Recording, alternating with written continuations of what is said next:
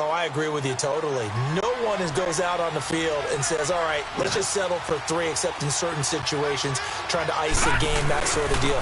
Most of the time, it's an end zone, and that's what you're thinking, and I believe that's exactly what they're thinking as they begin this one. Yeah, no quarterback ever goes out there saying, hey, let's get 3, right? Not one that I've ever met. Tough first half for him, unable to put up the numbers he's used to producing. But with a guy like him, you and I both know it just takes a couple of explosive touches for him to make an impact on this game and on the stat sheet as well. And the hit jarred it loose. It's incomplete. The beauty of being able to play a zone defense when you can sit back and see the ball coming out of the quarterback's hands, guess what? Creates a lot of confusion, kind of a muddle in the middle of the field where you can go make a play on the football. After an incomplete pass on second down, that'll leave him trying to convert on 3rd and 9. Escaping the pressure right. And he's taken down, trying to do a little too much, getting outside of the pocket, and it results in a sack. Jadeveon Clowney in there to drop him for his 11th sack of the year. On is Kern, the punter, to send this one away.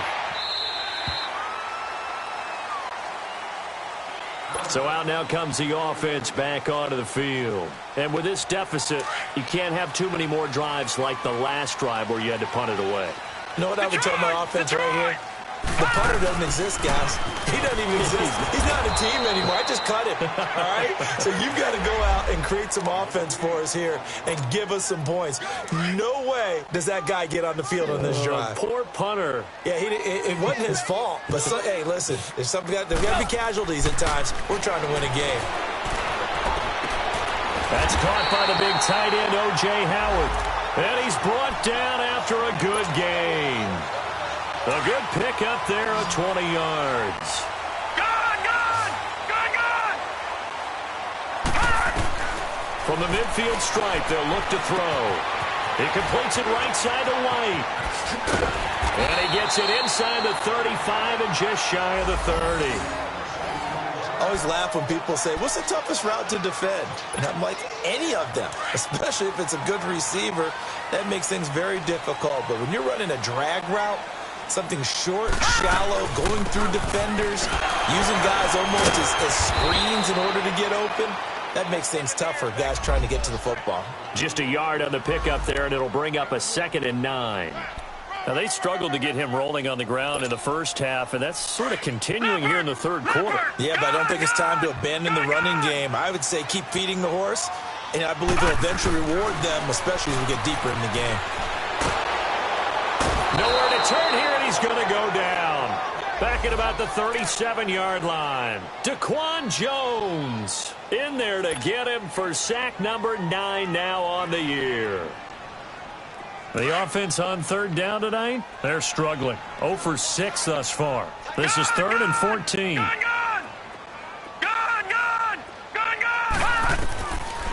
Back to throw. Going deep for Hopkins. And it's caught. Touchdown. DeAndre Hopkins, his 6th touchdown of the season. And his guys are able to make this a close game again. And partner, you know I'm a big advocate of taking tape measures and just throw them away. I want to know if a guy can flat out play. Well, DeAndre Hopkins is about 6'1", and we're used to the guys who go up and take it one-handed like we just saw there. 6'3", 6'4", 6'5" guys. In this case, he plays way taller than what he's listed, doesn't he? He does indeed, and that was spectacular. And we had to watch him work his routine. We saw it during practice during the week. We saw it in pregame. He works hard at these one-handed catches. He's not just showing off. And here comes Tennessee as they get set to take the field. Certainly want to avoid what they had to do last possession. That was punt the football, because this game's starting to tighten up. In a basketball sense, you think about taking a little bit of the air out of the ball, right? Maybe milk some clock, limit the possessions. In this case, they might want to do the same thing, but control the game offensively. Put together some first downs, put together a drive, and keep it away from them.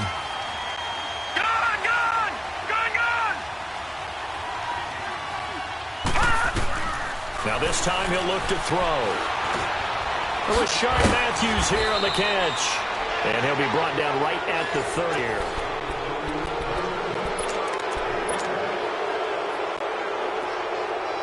The Titans on third down. They've only converted once in 4 tries. Here it's 3rd and 3.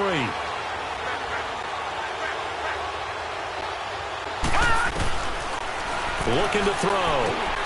That's brought in by Davis over the middle. And brought down, but not before he was able to break the tackle, and the extra effort moves the sticks. 8 yards on the pickup there, and it moves the sticks. This quarterback now perfect since the second half started. 7 of 7. It's 1st and 10. They'll run it now out of the gun. No gain on the play. It'll be 2nd down. Seems pretty obvious defensively a key was stopping the run game. How have they done it so successfully? To me, it seems that these guys really did a nice job of paying attention during the scouting report meeting. And you know, Brandon, when they do those, they talk about the top plays that these guys like to run. The best runs for the top running back, those are the ones you focus on and want to take away. And they've done that pretty successfully in this game. Now, meanwhile, a pass that should have been intercepted, but it winds up falling incomplete.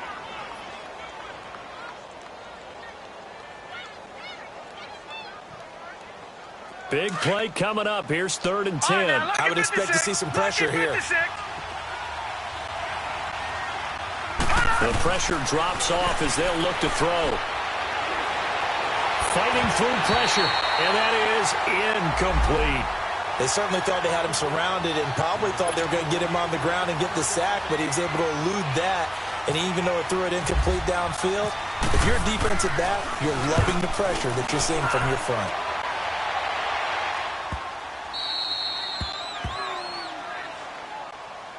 And here now the offense heading back out there. And things are starting to move in the right direction. They get the touchdown last drive, then their defense gets them the football back. Yeah, now they have a chance to get the lead if they can put something together here. And I'm eager to see how they decide to do it.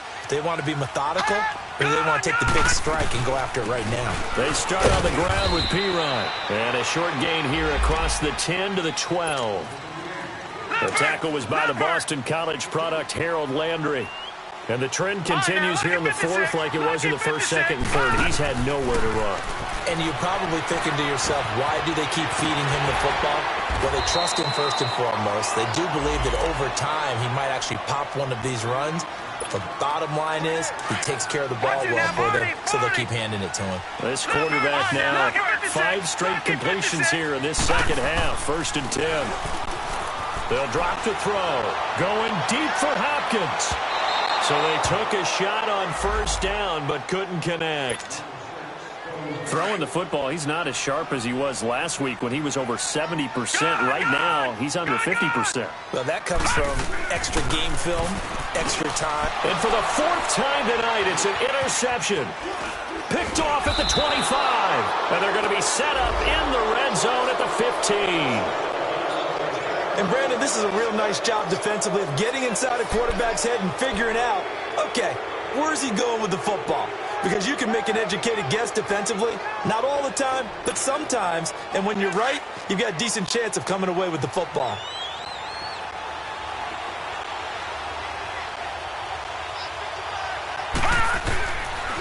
Now a 1st down carry by Bell.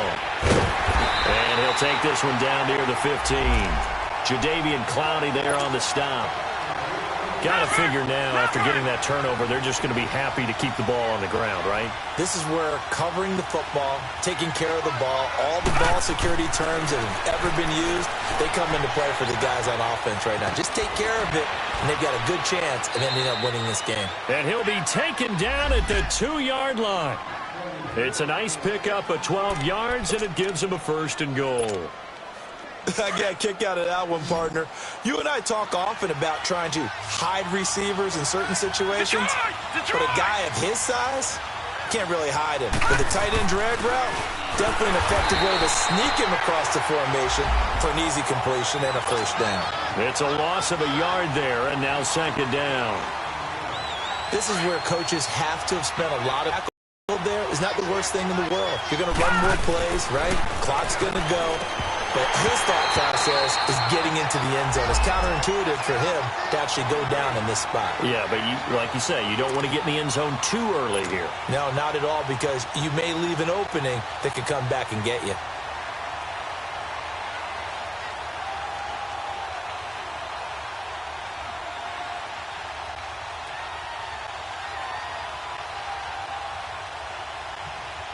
As big of a play as we've had in this one so far. This is 3rd and 3.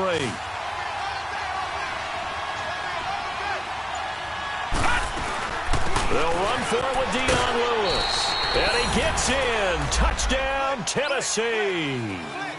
Dion Lewis with his 2nd touchdown of the game and 5th on the year. And the Titans capitalize on the short field as they take it in for 6. Here's Walsh now to kick this one off. That's fielded in the end zone. Solid return, pretty good field position. They'll start at the 32-yard line. And now back out comes the offense. And following the interception, just any interception, are you a little bit more cautious when you start that next drive, or no, you just throw that out the window? I think you are. I don't think that there's any way you can run back out there and go, totally didn't affect me. Let's just go ahead and be loose with the football again. You're going to take care of it, but you have to be careful about being too cautious because now you can't run any offense at all. Still want to attack. We'll see how they attack him here. Found a little room there as he's up to about the 37. Give him 5 on the carry there, and it'll be 2nd down. I call that play a success. A nice inside run sets up a very manageable 2nd down. A very solid gain on that play. And it's incomplete. Took a shot, couldn't connect. He was trying to find O.J. Howard, and it's 3rd down. This defense was definitely alert to the possibility of the deep ball, and they were more than ready for it. They've got the lead, 4th quarter. Maybe can expect more passes like that downfield. And this is intercepted, and that should do it. Picked off by Logan Ryan. And he returns it into enemy territory down to the 45-yard line. Just a little bit of a rough stretch. 6 interceptions now in these last 2 weeks combined. I know the easy thing is to go back to mechanics, footwork, things of that nature. I'm also wondering, is he getting fooled by what he's seeing on defense? Has the scouting report changed? Are they showing him things different than what he expected? For the 2nd week in a row, he's throwing it to the guys in the wrong color shirts. Yeah, he better figure, whatever the reason is, he better figure it out. Looking for more there on 1st down, but this throw downfield, incomplete. Back to throw now on 2nd and 10. And they're going to get him. He's taken down for a sack back at the 47-yard line. Time for a break. We'll come back and see this one out after this.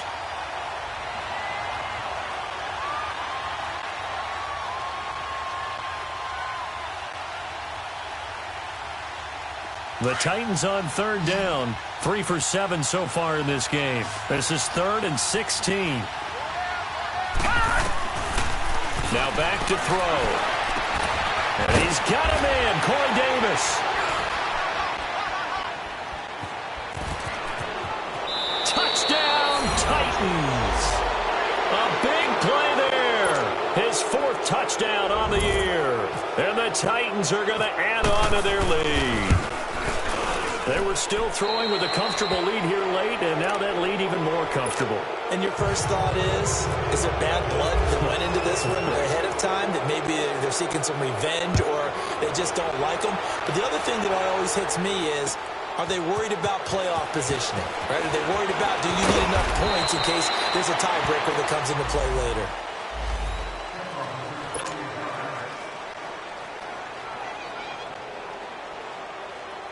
Now this offense about ready to take over again. They're down big here late. I don't know. You just one last drive here for pride. Some people like to do that. I remember playing for a guy once we were down huge, and someone said, Coach. And now here is another interception. Picked up by Dane Cruikshank. And his guys are going to get the football at the 23-yard line. Charles, whatever's going on between his ears right now, it's just not completely calculated correctly. 7 picks between last week and this week after that one. And they always say the most important part of a player is those 6 inches between the ears. But right now, it's all those interceptions that are going on. So whoever his trusted confidant is on the sidelines, I don't know if it's the offense coordinator, the quarterback's coach, maybe the backup quarterback, that's who he needs to get with now and get himself calm. That one looks like he'll throw here. Nowhere to go here. He lost the football. So it goes as a fumble, but the key thing, not a fumble loss. Yeah, that stat's big, isn't it? I mean, I remember watching teams play. The ball might be on the ground a number of times during the game, but the other team doesn't get it. That's a huge difference in the ball game. And in this case, they were able to retain possession. And Matthews over the middle with a grab. And he's only able to get it up to about the 2-yard line. That throw good for only a couple. It brings up third down. One thing you're hoping for when you run drag routes, you're able to hit a receiver in stride, and he can pick up a lot of yardage after the catch. But in this situation, the defense was effective, able to stop him before he could get a good head of steam going. Flushed out right. On the run, he'll let this go. And he fires one that's intercepted. Picked off by Bryce Callahan. And they'll set up shop in enemy territory at the 45-yard line. Detroit! Detroit! Trying to shake off the interception. He'll look to throw. He's going to let it fly. And my goodness, another interception. Picked by Kevin Byard. And a great return as he's up close to the 40-yard line. Yet another interception, and I just had to double-check my math. But it is now 8 between last week and this week. Well, I just used a calculator. I didn't worry about double-checking it. But the thing that always throws me when you see quarterbacks in this type of a bad spot, and for a third time tonight, he's intercepted. He's picked off just shy of midfield. And he'll actually lose 6 yards on the return, but I don't think they care. They've got the football back. He's had his interception woes early in his rookie season, but sometimes that happens. There are great examples of guys in the past that have had those same struggles early. You are so correct, and what the team and organization is hoping, we're going to see these woes now. But later, when we're helping him with his Hall of Fame speech, we'll remember his rookie year and how things began. Now a throw to the end zone on first down, but it winds up incomplete.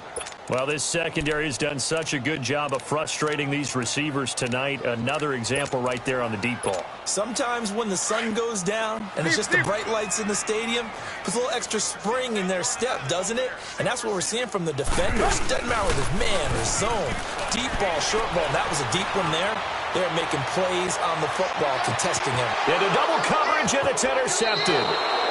Picked by Kevin Byard. And a big turnover there as his guys will get the football back. Well, this defensive pressure has been constant all game long. The pass rush, the coverage, they've all been excellent, and now they'll tack on an interception here as this one continues to slip just further and further. And for the 4th time tonight, it's an interception. Picked up by M.J. Stewart, and they'll spot him at the 3-yard line. And that pick just sets them up beautifully right down near the goal line. I remember being in a defensive meeting back when I was in college, and our defensive coordinator says, we're going to call this Be Who You Are defense.